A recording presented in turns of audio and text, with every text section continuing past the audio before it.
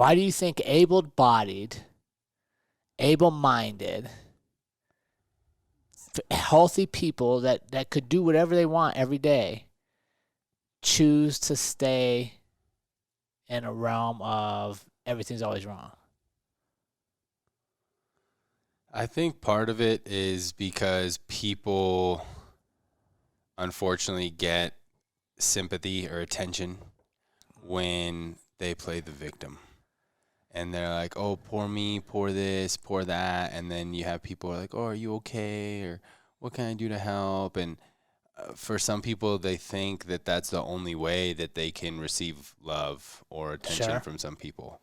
I think that's one of the primary drivers, which pisses me off, to be honest. It makes me sick sometimes knowing people are playing a victim when they have so much potential, when there's so many other ways to progress in life than by trying to get people to care and love you because you're like, oh, poor me. And because we're so blessed. There's so much to be grateful for. Honestly, when I hear people complaining and playing the victim, it's hard. It's hard for me to empathize because it just pisses me off. It makes me sick. I'm like, look, you live in the United States of America. You have a roof over your head. You're fully clothed. You have running water. You can eat whatever the hell you want at any time you want. Like, we have so many blessings. And, I've been to third world countries. I've been to refugee camps. Yeah. I've seen people that they have a reason to play the victim, right? So it just kind of pisses me off. And I don't really have that much patience for that. But see, I think that's a key is what you talked about there is perspective. It's easy to wallow in our own self-pity when we lose perspective. And like we talked about, a couple episodes ago with Courtney and the awesome work she does in Africa. Mm-hmm. Like literally those kids have nothing. Mm-hmm. But they're some of the happiest kids on earth. Why? Because they don't know they have nothing. Yeah. Right. Like think about it, like nobody's told them they should feel bad for themselves. Nobody's told them like, oh, over there they have all this that you don't have. You should be upset about this. Like they just live in the moments. And I think you're right. I think sometimes we are in a society right now where we lack genuine honesty. That's what I believe. I could be wrong. But, and what I mean by that is you have a bad day or a bad couple days. I care about you. But for some reason, the way I have to express that care is to say, oh, it'll be okay. Don't worry about it, Ollie. It'll be fine. And the truth is, it's not going to be. Right? If you'd have lost that fight because you went out there and you didn't handle your nerves and you got super nervous and you just did all the stuff we didn't train to do. If after the fight I'd be like, oh, Ollie, it's fine. You tried hard, buddy, but don't worry. It'll be okay. Well, I'd be letting you down when the reality is I gotta be like, dude, what the fuck? Mm-hmm. Like, you didn't do it. Like, we gotta look at why did this happen?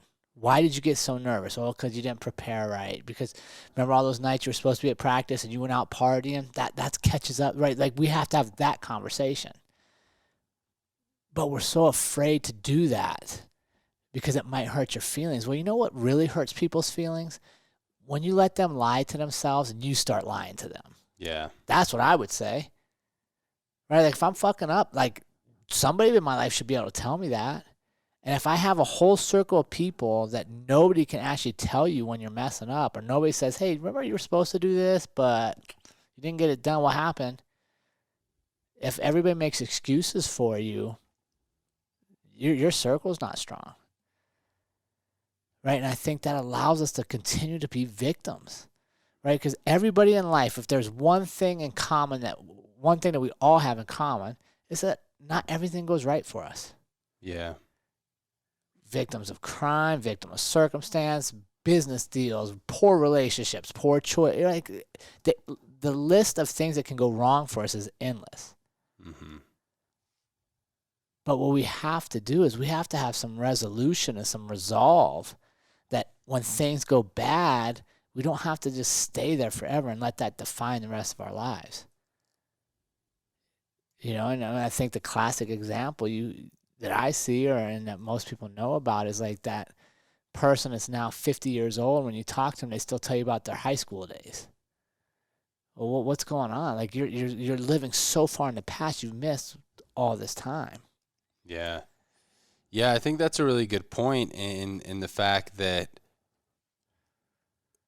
people will continue to stay in that victimhood mentality if who they are going to gives them that oh, are you okay, and that sympathy or attention. Because there comes a point where if you really care about someone, you need to be like, hey, you need to get your shit together. All right, you need to stop playing the victim. And I'm really grateful to my mother. She did a really good job of being a loving, caring mother, but she also had that mentality with my brother and I. Like she would always say, like, are you bleeding? Do you need to go to the hospital? Like, okay, then you're fine, kind of thing. Yeah. Or and she would really be like, okay, that's enough. Like you've been pouting or whatever. And she would not let us play the victim. You know, it may have been a moment of like, oh, are you okay? Do you need anything? But it was really like, hey, like, toughen up. Right. You know, like, what are you going to do? What's the next step now? Okay, like, that was out of your control maybe, but now what are you going to do? And I think that it's become this collective, almost like a trend of like, who has it the worst? Yeah, oh no, it's huge. It's ridiculous. Like people want to tout how big a victim they think they are. Mm-hmm. When the reality is, tout what a great overcomer you are. Mm-hmm. Right? Because we're all going to have to Exactly. overcome stuff, but we've lost it. And I think, I actually had this discussion the other day with somebody that's recently become a school teacher. And they were telling me that the model they're being taught is to make sure when they're correcting a kid that if they need you to do math differently, they tell you, like, this is what you're doing wrong, but this is what I love about you. And I'm like, why? In my head, like, why? Why do I need to know what you love about me if I'm not doing something right? Mm-hmm. Like, I understand, like, there has to be a balance of critical feedback and positive. Like, I'm all about, like, coaching people is what I do. Yeah. But you're also going to know if I'm like, Ollie, man, I love how you did this, but you really got to do that better. Mm-hmm. Like, where's all your energy go? To what you got to do better. Right? So it's almost like we're condescending and we're placating people and like, oh, okay, you're not doing this right, but man, I sure love this. And I'm just like, what? Why are we doing this? Mm-hmm. Like, let's fix them. And if I want to love them, like, I'm going to love you watching you solve problems. That's what I want to love. I want to love you overcoming difficulty. And that's what you're going to love about yourself. You know, those are the best feelings that we have as human beings is achievement, right? Progressing, growth. We feel good. We don't feel good. I mean, I was just talking about getting off a fat week. Yeah. In the moment, yeah, I felt good eating that stuff, but I'm already like, oh God, like I don't want to look at a unhealthy food or an alcoholic drink for, at least another few months. Cause eventually it just doesn't feel good. And it feels so much better to be doing the hard things that progress you, things that may be a little bit hard in the moment. And that also goes for the way that you communicate with people. Yeah. If you have someone who's a victim in your family or in your circle and you perpetuate their victimhood by being like, oh yeah, yeah, that's so hard. Like, you can't do anything about it. That hurts them. Like, a great example, my father, when he got cancer. Yeah, cancer's fucking tough. Yeah. Okay, but I wasn't going to let him play the victim because there were days where he's just like, oh, I'm tired. I'm like, Pop, fuck that. Dude, this is a fight. You have cancer that's trying to kill you. Yeah, you're going to feel lazy. You're going to feel like laying in bed. Yeah, you have the chemo poison running through your body, but guess what? Are you going to fight or just lay down and die? Yeah. So you need to get up and do your exercise. Stop the damn cigarettes, even if they bring you, a little pleasure. You got to change your diet. And this is someone who has cancer and is going through chemotherapy. Yep. That's something that you can easily play the victim with. But even for him, I'm like, do not be the victim. As soon as you accept being a victim, you're going to lose. And you're what did he get your tell you? ass kicked. What was some of the feedback that he gave you afterwards? Eventually, he's like, you helped me wake up. You were tough on me. Yeah. Yeah, which is what he needed, right? Because Right. everybody else, like the one freaking doctor, was like, take the chemo and eat whatever you want that makes you feel good. Don't worry about it. And you're like, no, dude, Like his body's fighting. It needs nutrition. It doesn't need what makes him feel good. And now it's the doctor. That's a doctor. But again, we're placating, right? Oh, you're a victim of cancer. So let's do this as a community. Let's all admit we've all been victims. Mm-hmm. Every one of us.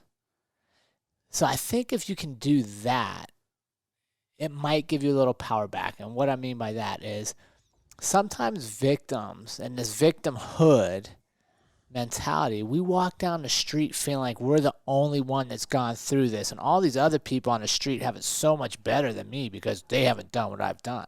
Mm-hmm. Or the world's not against them like it is me. Let's cut the bullshit and let's admit we're all victims. Mm-hmm. We've all been victims at one point or another. So now if I admit that everybody I see has been a victim of something bad, whatever it is, when I walk down the street, instead of going, oh, you have it so much better because you haven't been through it, I can frame it and be like, man, they probably went through worse than me. Mm-hmm. And look, they're still smiling and happy, and oh, they're still productive, and oh, they're still achieving, and oh, they're still having good relationships. They didn't let one bad relationship put them in a cycle of repeated bad relationships. Mm-hmm. So if we can all admit that we've all been victims and remove that as a crutch to continue to not be who we're supposed to be, I think we're better off.